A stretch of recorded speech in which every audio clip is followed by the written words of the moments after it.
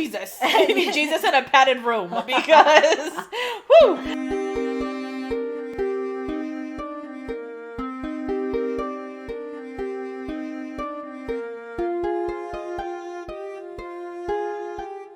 Hello everyone, welcome back to another episode of Damsels After Dark, and boy, do we have a good episode for you. I mean, that's subjective. I'm looking at Kristen. Come on, Kristen. It'll be a wild ride, that's for sure. Yeah. So what did you say earlier? Buckle up. Yeah, buckle up. Buckle up, girls. Buckle up, buttercup. Yeah, buckle up. It's time. Kristen sat in her seat looking for a seatbelt. That's how ready to be buckled up she is. Yes, I needed to be held into my chair because this book. So we are reviewing Satan's Affair by H.D. Carlton. Yes. And it is the prequel to... I keep wanting to say precursor, yes. Which I guess also works. But... yeah, it kind of is. It is, but it is, but it isn't.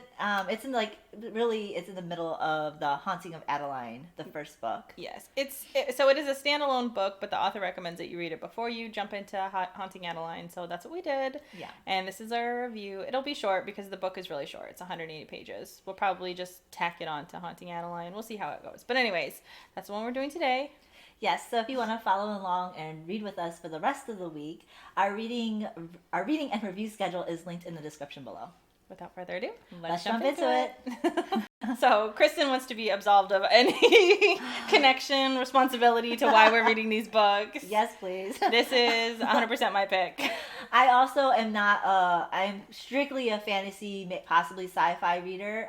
Occasionally I will dip into books if somebody recommends it. This was recommended on, well, you saw it on a TikTok. All over TikTok. Yeah. All of the TikTok girlies are reading this book. Yeah.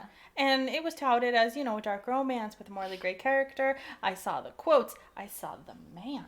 Oh, the man. And I was like, you know what?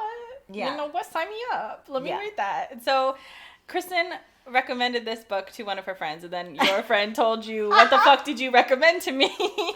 Yes, because it was just like, let's read this. And I'm like, okay, I'm down for it. Because when you read the description, it sounds like a fantasy book. It sounds like some shadow daddy lurking in the corners of the room, trying to stalk her. And at the time, I was reading another book that was very similar, not the stalking stuff, but very similar of a shadow daddy, lurking in the corners, watching her every move. So it wasn't too far off from that type of fantasy, but it's not a fantasy. No, it's not a fantasy. I don't need fantasies as much as you need fantasies. I do need the fantasy. I'm okay with it not. I need romance more than I need fantasy, and so anytime you got some sort of romance going on, but not like some cheesy your grandma read romance. I need some good romance with a morally great character, and so this checked the boxes for me. I could not imagine though being in your position and not having read these books, but then recommended them to somebody. I did. For that person to come back and be like, what? And then she told me all the details. She told me all the deets to this book, and I'm like, what am I having you read? I'm so sorry. So so Kristen told me this because we had this on our to read for a while, and Kristen was like, no, we can't read this. It's bad. But I kept poking and saying, Kristen, she was. Kristen, come on, everybody's talking about this book. So in my defense, everybody's fucking talking about this book. And the girls that love it fucking love it. The reviews, not Satan's Affair specifically, but the series. These books have an astronomical amount of reviews, and a lot of them are good. I think it solidly has probably an average of a 4. It's crazy to me. Knowing what I know now, it's crazy to me. However, before we get into more detail, just so you know, there's some deep undertones to this book. So I'm just going to read the triggering warnings. It says, this is extremely dark, contains triggering situations such as graphic gore, violence, arousal by murder, mentions of child abuse, psychological torture, suicide, graphic sexual situations suited for only those over the age of 18. Mm-hmm. I do not recommend anybody under the age of 18 reading any of these books. Mm-hmm. It is traumatizing if you are a dark romance reader. It might not be traumatizing to you. Mm-hmm. It might be something right in your alley. It's par for the course for you. And let me explain. I am not a person who shies from any of that stuff. I just prefer it to be in the fantasy realm because it makes more sense to me. And then I don't get nightmares because it's a real situation. Because let's just say sex trafficking is a huge part of this book.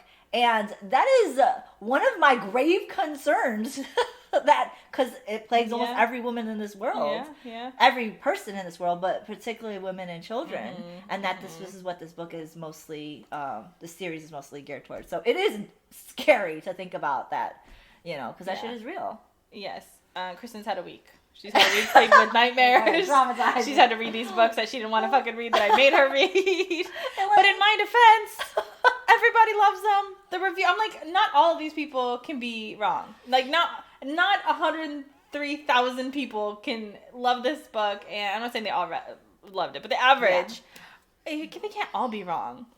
So, yes, I dragged her through this, and I am undetermined about how I feel about them. Yeah, because you're still in the midst of reading it. I had finished the completed series, and I'm going to do my best to rate individual books as I go for my thought process. That being said, this book is crazy. Now, it is important you do read it. It is important. And then once you do read it, it is fucking comical. Yeah, it pays off. Yeah, since I read it ahead of Crystal, and when she was going through the motions that I was, but I was already finished, and I'm just like trying to shut my mouth because it is hilarious once you get past it and you get into the other books. Yes, her character becomes comical, but as you're reading this book, without spoilers, it is bad. Yeah, I was regretting my life choices. I'm like, what the fuck did I decide to read? Why? Yeah, and I'm not even talking about bad as in like, oh my god, this is so traumatizing. No. It is bad like, I didn't like the way it was written. Like, okay, I get it. There's a lot of sexual orgies going on. Like, do I have to continuously read about this? This is disgusting. I'm making myself like want to vomit here. Yeah. But like, well, we could get into the summary. And then we'll go into our rants about our more specific portions, because I'm ready for that. And I just really wanted to throw out there what you're getting into. Yeah, it's a lot. If you're wanting to know before you're reading, definitely understand you have to don't go to work reading this. Don't read this at work. Read this in the confines, maybe with some lights. I'm not even talking about your own home. Yeah, I'm not even talking about break at work. Like, just don't read it anywhere. Unless you're used to that stuff. Yeah. But if you're not, and you're dipping your toe into dark fantasy, I do not. No, this is not the one. This is not the one. Not even fantasy, dark romance. Yeah, this is not the one. Don't start here. Don't start here. Don't start here. And we're no stranger to this. No. Like, just don't start here. No, yeah, don't do it. Essentially, the book follows Sibby, who's our main character, and she is a part of this carnival called Satan's Affair that travels around the United States. And I love that idea. I love this idea too. Yeah. She lives in the wall of one of her station, which is the dollhouse, and she lives in the wall, and she sort of is like, if you know Dexter, she's sort of like a Dexter. She roots out people that she believes are evil. She has a gift of smelling them. She can smell people who are pure. She can smell their souls, and there's a distinct smell of evil people, and so she tracks those people down. She's got her 5 henchmen that help her, and they essentially travel around the world rooting evil out. Like, that's like her sole mission. You get a little bit of her backstory interlaced with her comings and goings about this. Comings and goings. And so that's essentially the story. I mean, it's a really quick story. She does this, and then at the end, you find out something crazy about her situation at the end. And you know, I mean, I didn't feel like it was a twist, but it is a twist. It is a twist. I'm not gonna lie, but like, I felt something was coming. Reading it the whole time, I'm like, something's coming. This can't be the gist of the book. Yes. There's got to be some plot thing at the end of this book, and there is. And also, the main characters for the Haunting of Adeline books do come into play in this book, but you see it through the POV of Sibby. Yes. So you really don't know. You kind of have an idea, but you don't really know until you read the next books. Yeah. Like I said before, this is I would say in the middle of the first book where Sibby is introduced in the first book. So if you don't want to read it right away, I suggest at least stopping. I think it's at page midway through. I'll say it in the spoilers because I really don't want to say too much here. But if you don't want to read Satan's Affair first, I suggest definitely stopping before you get to I think part 2 in the second book. Or it's like that way you have an idea. Haunting. It's definitely important to read it before the third book. Definitely before the third. Yeah, I mean, you'll know. They're gonna go. The main characters are gonna go to Satan's Affair. So before they go to Satan's Affair, make sure that you read Satan's Affair so that you are introduced to this character. And they do introduce Zaid at the end of Satan's Affair. It's a great introduction to him. So all that's well and lovely. But that's essentially the story. I mean, You can't give any more plots. The story is she's running around fucking vigilanting and killing evil from the world. Yeah, and lots of sex and gore and all that. Lots of sex, lots of gore. Yeah. Yeah. So lots. be prepared for that. I consider this more of a horror / one of those B movie flicks, like those slashing. What is it called? Slashing something. Slashers. The slasher gore movies. I imagine it to be like that. It's not too far from those movies. I'm not a big fan of those movies. That's why I'm not a big fan of this book. So I'm just gonna go right into my rating. I gave it a 1, strictly based off this book. Even with that ending at the end, which I thought was a great ending. Mm-hmm. The ending, ever since she meets Zayd and over, which is a good, I say 1/3 of the book. Yeah, it's great. Mm-hmm. I liked from there on, but I did not like the rest of the story. I could have given it a 2 for that, but like. It took so long for me to even enjoy a little part of the book, and I didn't even know I was gonna like that part until Haunting of Adeline. Yes. Yeah. I didn't. It's like, even though with that twist, I'm like, okay, cool. I guess I just can't wait to read Zayd's part in the first book for me to understand why I just read this. Mm-hmm. And then when I did, I enjoyed it, but I didn't want to go back and re-rate it. It's fair. So a 1. Mm-hmm. And Spice 5. 5 for Spice, because Jesus, goddamn Lord. But it's icy. It's icy Spice. It's not Spice I wouldn't enjoy. No, yeah. So I was a little bit more liberal with it. I gave it a 2. And I gave it a 2 because I hated it with my entire soul up until Zayd is there. And I had to, like, stop and, like, wait a day. And then Chris and I do a good job of not talking about our books so that we could save it for the show. But I was so flabbergasted by what I had read that I had to message her like, Kristen, what the fuck did I do? What did I do to us? Why am I reading this book? It was really bad. I even had to like, no, keep reading it. It's important. Keep reading it. And if you look on the reviews, they all say that. Like, you have to make it to the end. And I'm like, I don't want to. I didn't either. When I was reading, I was like, I don't want to read the end either. How does this get any better? Like, you've got 80 pages to go. What is she going to do in 80 pages to make that scene better? Like, absolutely nothing. Actually, though, it does. It does. I was pleasantly surprised, which is why I gave it a 2, because the ending makes things kind of comical. Yeah. Even in this book, it's funny to think back and be like, wow. Yeah. And then also the entire scene with Zayd is fucking hilarious. Yes, They have like a brother and sister moment, sort of a back and forth banter. Like, it's I love it. And I love that being the introduction to his character. So for that, I gave it a 2. But I will say, the reason I hated it so much is that everything felt in such excess. The orgies that were going on were just obnoxious. And I'm not, like, we're not shy to these sorts of things. Like, fine, it's happening, that's cool. But it just seemed put there for the pure purpose of shocking me. And it was with the sex scenes, and it was with the gore and violence. It just was too much. And because it came off that it was there just to shock me, it cheapened the story. I think you could have told this same story with a lot less of all of that. And this story could have stood on its own 2 feet. But yeah, it got cheapened for that. But other than that, like a 2. And as we established, it is a hard 5. Yes. It's a 5+. But none of it was sexy. No. I'm just gonna say that. And it's not even like she attempted to build it up for the reader. It was like some stuff happened, and then that was happening, and there was no build up. It was just wham, bam, done. Yeah. Next chapter. I wouldn't even say thank you, ma'am, because I guess don't give it to me. I don't want it. But like, yeah, I completely agree with everything you're saying, and it's like, I really believe the author did it for the like purpose of overwhelming excess sex. Like, it's just too much. I think, and to be honest, thinking back on it, I think it was meant to be funny. I think all that was meant to be funny. But it's like, it's not my humor. Why do you have to do so much of it? I get the point. Like, yeah. I was really like, okay, I get it. Like, yeah. I don't want to read about it anymore. And then thankfully there's like 2 scenes, and then I'm like, that was the crescendo of it, really, was the one scene, and it didn't get any worse than that. So that I can be thankful for.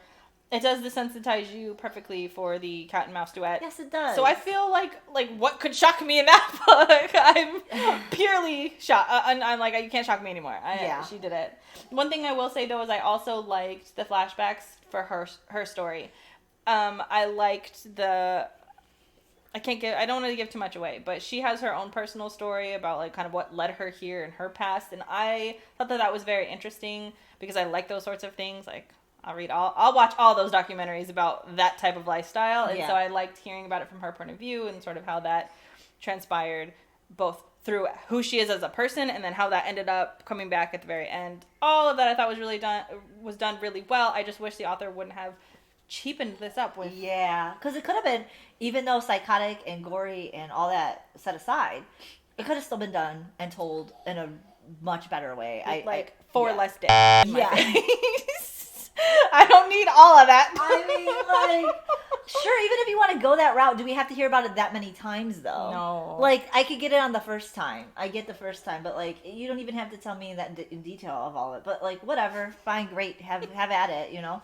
But I just feel like it would have been a great story because the backstory of her life was great. The story of the Halloween, like, carnival type thing amusement park is great. Like, I love all the way like the story is set up to be. I just feel like, and even her like killing.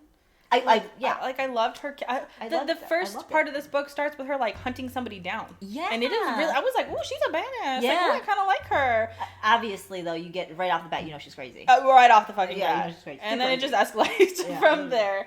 But so overall, I'll give it a 2. Okay, begrudgingly, I'll give it a 2 because the end really sold it for me. That and Zaid's like introduction. So I get it. I get why you would give it a 2. I mean, I think if it was more geared towards fantasy, I probably would have. Mm-hmm. But every time anything's set in a real world perspective, I immediately lower it.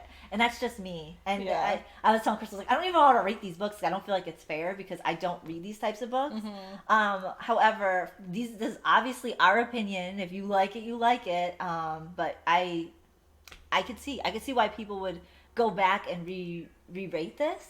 But I don't think that's fair. Yeah, I don't think it's fair. I mean, this is straight out the gate. Yeah. This is my initial response. And this was before I even read Haunting. Yeah. So Kristen, did you have any best parts? Oh, spoilers. Oh, yeah, sorry. Spoilers. This is our spoiler section. I do not really, except for the part when Zaid walks in. Like, everything before that, I don't really enjoy, but I enjoy Zaid's. So now that we're talking about spoilers, Zaid obviously knows she's crazy. Mannequins are her henchmen, and Zaid's like, who the fuck is she talking to? I love that whole thing, and then he calls her Demon Slayer. Oh my god, that's my favorite. Yeah, I just love Zaid and her. I love Zaid and her throughout the whole book. Every time they're together. Yes, the whole series. My favorite part of them together is when he like is battling her, gets away from her, goes back over with Mark, is trying to handle a situation. We don't know what's going on because we're not into the Adeline book. Yeah. But he's over there trying to do something, and she comes back out there, and he's like, "Please, what do you say? For the love of God, please leave me alone. Just be quiet." And she's like, "Yeah, right. I'm coming to get you." Like, that whole scene was just fucking priceless. Yeah, I loved it. And then they, the truths that they have, so that they can figure out while he's trying to torture somebody to get information, you got Sibby in the background screaming, yelling, like, she's like, "Can I just have my fun?" And he's like, "If you be quiet, like, I can't think straight." And he says to her too, like, "Little girl, there's quite a few things you need to get serious help for, but I'd say anger management tops the whole list." Like, I love their interactions. Yeah. That is my only best part. Yeah, and that's it. The only parts I really hated was the excessive amount of, like, sex. And I'm not saying excessive as in the amount of sex they're having. I'm saying excessive as in the detail of their sexual encounters. And then it's like, and I wouldn't even say all the blood gore that she's getting off to is even the issue. It's just like, I don't know. I think it's just something about the whole sex scenes, or just like it felt like gross. It was too much. Too much. And it's like over the top for whatever reason. But when you figure it out for the rest of the books, which you really don't want to say when you're just judging this book. You kind of understand it later. Yeah. That's when it becomes funny to me. But just for this book alone, I just felt it was too much. Yep. Did I need to read about it to get to the point across? No, I really didn't. And I felt like that was my most hated thing about the whole fucking book. Same. I might put that my my hated part was that fucking scene with the mace and with the dude. Oh yeah, when she takes it and she does something with it, and then immediately it's a orgy, and that was the moment I had to. I think it was like 10 p.m. and I was reading this, and I could have kept reading, and I was like, because it ends on that chapter, and then it goes into like her backstory, and I'm like, you know what? I need a break. I need a whole sleep cycle before I can come back to this, and that's what I had messaged to you. I'm like, can I tap out? Like, I'm like, nope, you can't. I'm already book 3. You can't tap out. There's no. I'm done, Kristen. It was too much. But I mean, that's no surprise. If you've read the book, then you know that. Well, maybe you don't. Maybe you like it because 23,000 people on Amazon read this book, and it got like 4 stars. I don't know. I couldn't just read. And considering it's a standalone, can you imagine just reading this and being like, okay, yep, that's it. I'm done. I don't want to read no more. Yeah, I'm like, you need Jesus. You need Jesus in a padded room because, whoo. But then it ends up making sense. So I can't even judge you. I also need a padded room apparently because I was like, After I read all 3 books, this book became essential. Yeah. And it made, especially for the 3rd book, which you'll know because you're getting there, but like it makes me laugh, and I'm glad I read it for that book, but I'm not glad I read it because it's so just shitty. Yeah. But it makes sense. But like I could have gotten my point across. I don't know, because like it's just more hilarious when knowing that she's doing all these nasty shit, thinking she's with her henchmen, and it was a great twist, and I didn't see it coming up until right before it was about to spill. I was like, oh, I bet you. I had a feeling they weren't real because nobody was speaking to them. Yeah, nobody was, and I've watched a lot of movies where that happens, where people are delusional and they're not really there. So it's like, okay, I think this is, but I never thought they were mannequins. Yes. I never thought. And that she had like her toys, and that she was like she was deep in her fantasy. Yeah, deep. Good for her. Yeah. Good for her. Yeah. I'm gonna be honest. If I could create a man in my head that would be my boyfriend and follow me around and do all crazy cool shit with me. Oh yeah, and I would just disassociate so it's like not me. Yeah. Easy. I would gladly make up my imaginary boyfriend. Yeah. Oh. I've got enough content to work with. Exactly. I think I'd be a happier woman. Yeah. However, I would like to still be alive and sane. Like, I don't want to go down the rabbit hole and be a crazy woman. Agreed. Hard agree. Also, the one thing that I forgot to mention that I liked at the end was the very end that, like, leaves it hanging. Whether or not she well, you might know because you finished it, but the end of this one. Oh, if she did kill her therapist? If she killed her therapist, what happened? Like, it just literally ends with her henchman in the background telling her, like, like, do it, sever, or whatever they said. Yeah. It's great, because you do get that, you do find out in book 3. So, FYI, no, I'm not giving spoilers, even though we're talking about the spoiler section for this book. I'm not going to give spoilers, but you do find out what happens to Sibby at the end of Satan's Affair in book 3, not book 2. So, just know that. I'm excited. Yeah. But I do have one quote that I want to give you. Oh, no, we're going to quote? Yeah, I've got one quote. Okay, there's not a lot that I could say, but this one made me giggle because it's right in the fucking beginning. Okay. She says, nothing gets me off more than my mission. And to tell you that I immediately thought of Hermione Granger. Like, is this not Hermione Granger? Oh my God, yes. Nothing gets me off more than my fucking mission. She should have just said that. She should have just said that. That is Hermione. That's the manacled stuff. If you want to know, watch our manacled episodes. But if you watched it, then you know. Yeah. Kristen has no quotes I have no on quotes, this. She set fire to this book. Yeah, just set it on fire. I don't want to quote it. No, don't want to quote. But yes, that is a good quote. Yeah. And then I think there's even like an eye scene right after that too, where she's like stabbing some dude. I'm like, is this? Of course. What is this? Of course. Anyways, all around, it's worth the read. if you're going to dive into these books. Like, if you're ready to go into the Haunting Adeline series, you need to read this. Yeah, you have to. So you don't have a choice. I'm sorry, guys. You don't have a choice. Yeah. So if you are reading this first, that's why I kind of don't want to suggest people to read this first. Because, like, I think it is a good first read to get you ready for it. However, if you are nervous about jumping into this and being like, what is the end game of this book?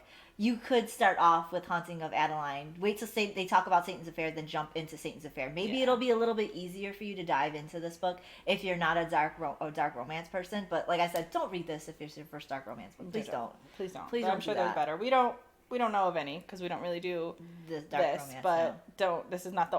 All I know is this is not the one. No, it is not. And I think one. several people in comments do suggest don't start off here. Yeah. Because a lot of people in the Goodreads section have read dark romance books. Say, obviously you must have not read it if you're rating it really low, because if you like dark romance, this would be something along those lines already. Mm-hmm. Just don't start off here, guys. Please don't. Yeah, please don't. You'll regret it.